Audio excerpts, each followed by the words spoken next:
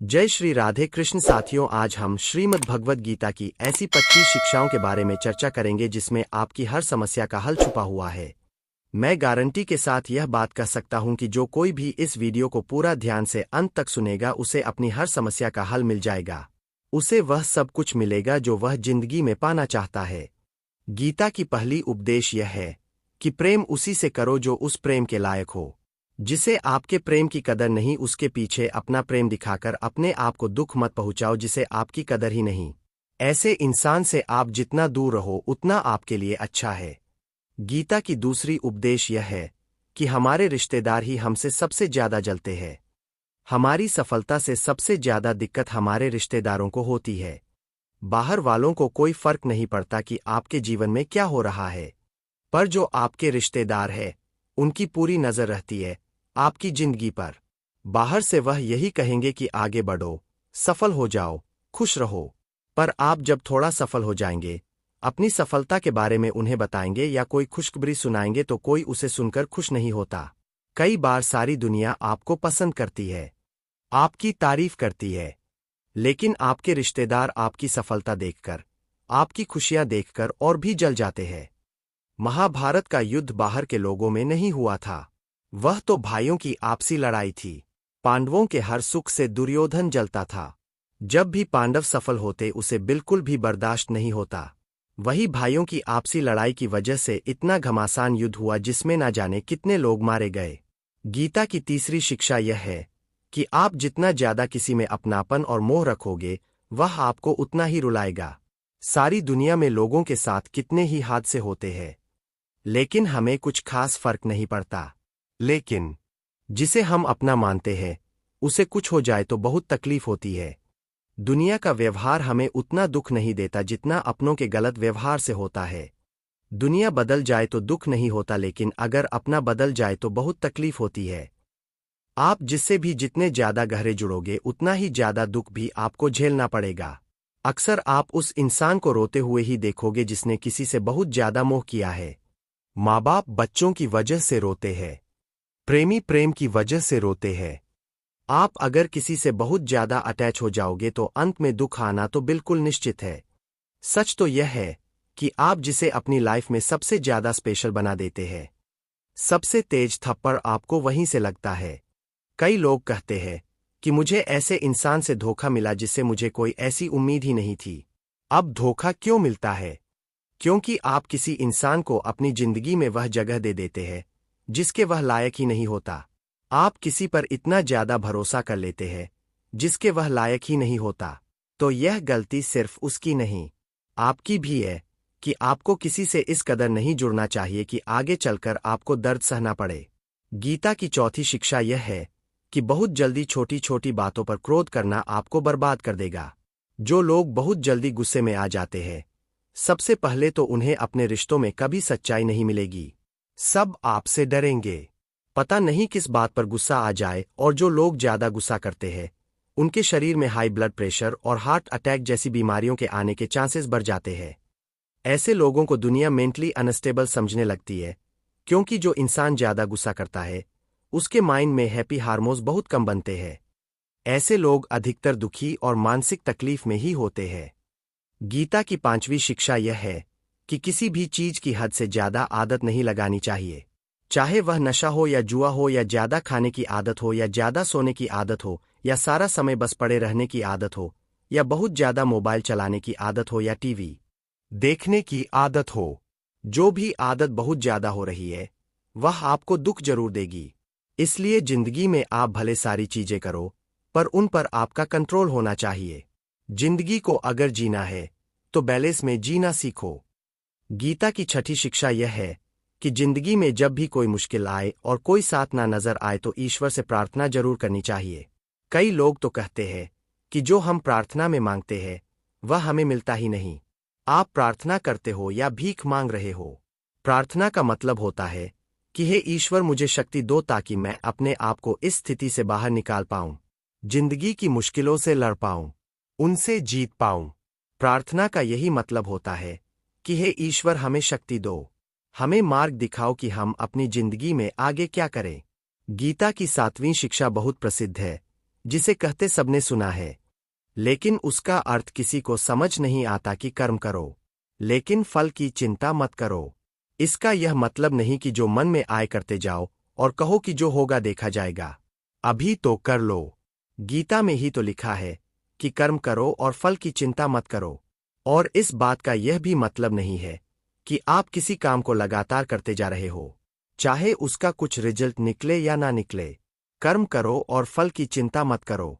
इसका अर्थ यह है कि अगर आप किसी के लिए कुछ करते हैं तो बदले में उससे कोई उम्मीद मत रखो, क्योंकि जब आप किसी से उम्मीद लगा लेते हैं कि मैंने इसके लिए इतना किया तो यह भी मेरे लिए करेगा या मेरे मुश्किल वक्त में मेरे काम आएगा, लेकिन वह इंसान आपकी उम्मीद तोड़ देता है। यह दुनिया बहुत अजीब है। आप किसी के लिए चाहे कुछ भी कर लो, लेकिन आजकल के लोग किसी के भी एहसान को बहुत जल्दी भूल जाते हैं। अरे लोग तो अपने माँ बाप के एहसानों को भूल जाते हैं, तो आपके किए हुए एहसान को कैसे याद रख सकते हैं?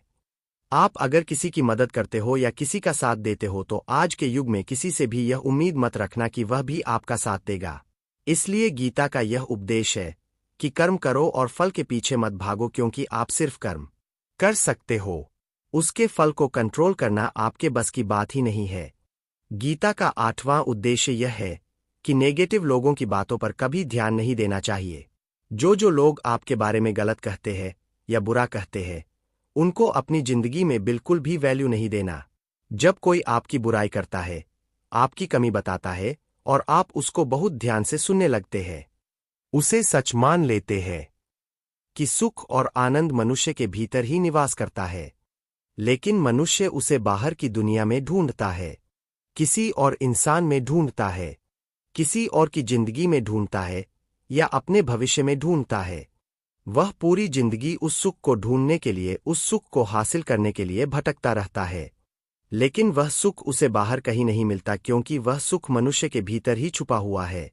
गीता की 10 शिक्षा यह है कि जैसे जैसे इंसान की आयु बढ़ती है, वैसे वैसे उसे इस बात का एहसास होता जाता है कि उसने व्यर्थ ही उन लोगों को अपनी जिंदगी में नेस्दी महत्व दिया, वैल्यू की जिसका उसकी जिंदगी में कोई योगदान ही नहीं था, जिन लोगों का उसकी जिंदगी में होना ना होना एक बराबर था, जो उसके किसी काम के ही नहीं थे।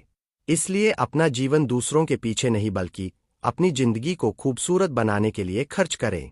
भगवत गीता की 11वीं शिक्षा यह है, जो लोग अपने मन को कंट्रोल नहीं कर पाते उनका मन उनका दुश्मन बन जाता है, और जो लोग अपने मन को कंट्रोल कर लेते हैं उनका मन उनका दोस्त बनकर उनका साथ निभाता है। अगर मन आपका दुश्मन हो जाएगा तो वह आपको बर्बाद कर देगा, लेकिन अगर मन आपका दोस्त हो गया तो दुनिया की हर सफलता, हर कामयाबी आप हासिल कर लोगे। इसलिए मन के हिसाब से चलना छोड़ दो, मन की गुलामी करना छोड़ दो, बल्कि अपने मन को समझाकर जिंदगी के सही मार्ग पर चलना चाहिए। गीता की 12वीं शिक्षा यह है कि दुख और सुख जीवन में मौसम की तरह आते रहेंगे। ना सुख हमेशा रहने वाला है, ना दुख हमेशा रहने वाला है। इसीलिए दुख आएगा तो घबराना नहीं चाहिए और सुख आए तो उसकी आदत नहीं लगनी चाहिए, क्योंकि यह दोनों ही चीजें आज नहीं तो कल बदल ही जाएंगी। गीता की 13वीं शिक्षा यह है कि जो होने वाला है वह होकर ही रहता है और जो नहीं होने वाला है वह कभी नहीं होता। ऐसा निश्चय जिनकी बुद्धि में है उन्हें कभी कोई चिंता नहीं सताती। गीता की 14वीं शिक्षा यह है कि अच्छे कर्म करने के बावजूद भी लोग केवल आपकी बुराइयां ही याद रखेंगे। इसीलिए लोग क्या कहते हैं, इस पर ध्यान मत दो, बस आप अपना कर्म करते रहो। गीता की 15वीं शिक्षा यह है, अपने आप को ईश्वर के प्रति समर्पित कर दो, वही आपका सबसे बड़ा सहारा है। जो कोई भी इस सहारे को पहचान जाता है वह हर डर, चिंता और दुखों से आजाद हो जाता है। गीता की 16वीं शिक्षा यह है कि तुम्हारा क्या गया जो तुम रोते हो, तुम क्या लाए थे जो तुमने खो दिया, तुमने क्या पैदा किया था जो नष्ट हो गया, तुमने जो लिया यहीं से लिया, जो दिया यहीं पर दिया। जो आज तुम्हारा है कल किसी और का होगा, क्योंकि परिवर्तन ही संसार का नियम है। गीता की 17वीं शिक्षा यह है, जो मनुष्य जिस प्रकार से ईश्वर का स्मरण करता है ईश्वर भी उसी प्रकार से उसे फल देते हैं। कंस ने श्री कृष्ण को सदैव मृत्यु के लिए स्मरण किया तो कृष्ण ने भी कंस को मृत्यु प्रदान की। आत्म परमात्मा को उसी रूप में स्मरण करना चाहिए जिस रूप में आप उनसे कुछ पाना चाहते हैं। गीता का 18वां उपदेश यह है कि अगर कोई आपका अपना है या कोई आपसे बड़ा है तो उसका अपने प्रति गलत व्यवहार कभी सहन नहीं करना चाहिए। हम भी अपने मन की अधिकतर तकलीफों को यह सोचकर जिंदगी भर सहते रहते हैं कि यह तो मेरा अपना है, यह तो मेरा बड़ा है, इसको कैसे हम कुछ कह सकते हैं। हम अगर नहीं सहेंगे, कुछ कह देंगे तो हमारे रिश्ते ही खराब हो जाएंगे, हमारे रिश्ते ही समाप्त हो जाएंगे। पर सोचने की बात यह है कि उस व्यक्ति को आप अपना कैसे मान सकते हैं जो आपकी तकलीफों की वजह हो। अपना तो वह होता है जो हमारी तकलीफों को दूर कर दे। तो गीता का उपदेश यह है, किसी को भी आपका फायदा मत उठाने दो, किसी को भी खुद पर जुल्म मत करने दो, क्योंकि आप जितना सहेंगे लोग आपको सहने के लिए और ज्यादा मजबूर करेंगे। गीता का 19वां उपदेश यह है कि जो इस दुनिया से चला गया या जो इस जिंदगी से चला गया उसका दुख बिल्कुल भी मत करो, और जो आने वाला है उसकी भी बिल्कुल चिंता मत करो। जब महाभारत का युद्ध चल रहा था तो अर्जुन ने श्री कृष्ण से कहा कि अगर यह युद्ध हुआ तो करोड़ों लोग मारे जाएंगे। जो सैनिक और योद्धा इस युद्ध में मारे जाएंगे उनकी स्त्रियों का क्या होगा, समाज कैसे आगे बढ़ेगा, और भी बहुत सी बातें अर्जुन ने विस्तार से कही। तो भगवान श्री कृष्ण ने कहा, है अर्जुन, तू बड़ी बड़ी ज्ञानियों से बातें करता है, लेकिन जो सच में ज्ञानी होता है वह जो लोग मर चुके हैं या जा चुके हैं या एक दिन जाने वाले हैं उनकी चिंता नहीं करता है, उनका दुख नहीं करता है। तेरे हाथ में कुछ है ही नहीं, तू चाह के भी कुछ कंट्रोल नहीं कर सकता। जीवन और मरण यह तो प्रकृति की नियति है। इसीलिए जो ज्ञानी होता है वह किसी के मरने पर, ज्ञानी जन ना ही बीते हुए कल का शोक करते हैं और ना ही आने वाले कल की चिंता करते हैं। इसीलिए जो होने वाला है वह होकर ही रहता है और जो नहीं होने वाला वह कभी नहीं होगा। ऐसा निश्चय जिसको समझ में आ जाता है, जिसकी बुद्धि में आ जाता है, उसे कोई दुख नहीं सताता, उसे कोई चिंता नहीं सताती। हमारे सारे दुखों का कारण ही यही होता है कि जो वक्त गुजर चुका है उसे सोचकर परेशान होते हैं, या जो वक्त आने वाला है उसकी चिंता में खुद को बीमार कर देते हैं। गीता का ज्ञान हमें यही सिखाता है कि ना तो हम बीता हुआ कल बदल सकते हैं और ना ही आने वाले कल पर हम कंट्रोल कर सकते हैं। हमारे हाथ में सिर्फ हमारा वर्तमान है, आज का यह पल है। हमारा 99% तनाव और चिंताएं भूतकाल और भविष्यकाल के बारे में सोचने से होती है। हम उसी में ही जीते रहते हैं, लेकिन वर्तमान में हम जी ही नहीं पाते, इस पल को जी ही नहीं पाते। जब आप वर्तमान का पूरा आनंद लेना सीख जाओगे तब आपकी जिंदगी से तनाव और चिंताएं पूरी तरह से समाप्त हो जाएंगी। गीता की 20वां शिक्षा यह है कि मौत से डरना बिल्कुल व्यर्थ है। श्री कृष्ण ने अर्जुन से कहा, यह संसार मृत्यु लोक है, जिसका भी जन्म हुआ है वह एक दिन जरूर मर जाएगा, जिसका आरंभ हुआ है उसका अंत अवश्य होगा। हम इसे रोक नहीं सकते। जैसे हम रोज नए कपड़े बदलते हैं वैसे ही हमारी आत्मा नया शरीर धारण करती है। मृत्यु सिर्फ इस जीवन का एक नया आरंभ है, जीवन का अंत नहीं। आत्मा कभी नहीं मर सकती, ना ही उसे कोई मार सकता है, लेकिन मौत का डर सदा लगा रहता है। मौत का दुख भी इंसान को सबसे ज्यादा होता है। श्री कृष्ण ने अर्जुन से कहा कि हे अर्जुन, तेरे और मेरे अनंत जन्म हुए हैं, तुझे कुछ याद नहीं लेकिन मुझे सब याद है। जो व्यक्ति सत्य को समझ ले कि यहां कुछ समय के लिए आया हूं, उसकी जिंदगी के सारे झगड़े ही समाप्त हो जाए, सारे दुख ही समाप्त हो जाए। गीता की 21वीं शिक्षा यह है कि मन और विचारों को कंट्रोल किए बिना जिंदगी में कभी शांति और सुकून मिल ही नहीं सकता। अर्जुन ने श्री कृष्ण से कहा कि मेरा मन सही गलत सब जानता है, फिर भी मेरे विचार और मेरा मन मुझसे कंट्रोल नहीं होता। जो मैं करना चाहता हूं वह कर नहीं पाता, और जो मैं नहीं करना चाहता वह मेरा मन जबरदस्ती मुझसे करवाता है। इसलिए मैं बेचैन हो गया हूं, शांति नहीं मिल रही मुझे। तो श्री कृष्ण, यह एक दिन का काम नहीं है, पर जब तक तू मन और विचारों की गुलामी का त्याग नहीं करेगा तब तक तुझे जीवन में शांति और खुशी कभी नहीं मिलेगी। गीता की 22वीं शिक्षा यह है कि वासना, क्रोध और लालच सर्वनाश का कारण है, नर्क का द्वार है। जिस भी मनुष्य में यह 3 अवगुण होते हैं वह हमेशा दूसरों को दुख पहुंचाता है और खुद भी हमेशा दुख को ही प्राप्त होता है। गीता की 23वीं शिक्षा यह है कि सारे भगवान एक ही है, कोई छोटा बड़ा नहीं है, सब एक परब्रह्म परमात्मा के अलग अलग नाम और रूप है। श्री कृष्ण ने गीता के 10वें अध्याय में विभूति योग में बताया कि जितने भी जगत के देवी देवता है वह सब मैं ही हूँ। मैं ही शिव हूँ। मैं ही इंद्र हूँ। मैं ही कुबेर भी हूँ। मैं ही अग्निदेव हूँ। देवताओं का गुरु बृहस्पति भी मैं ही हूँ। समुद्र भी मैं ही हूँ। चंद्रमा भी मैं ही हूँ। अक्षरों में ओम भी मैं ही हूँ।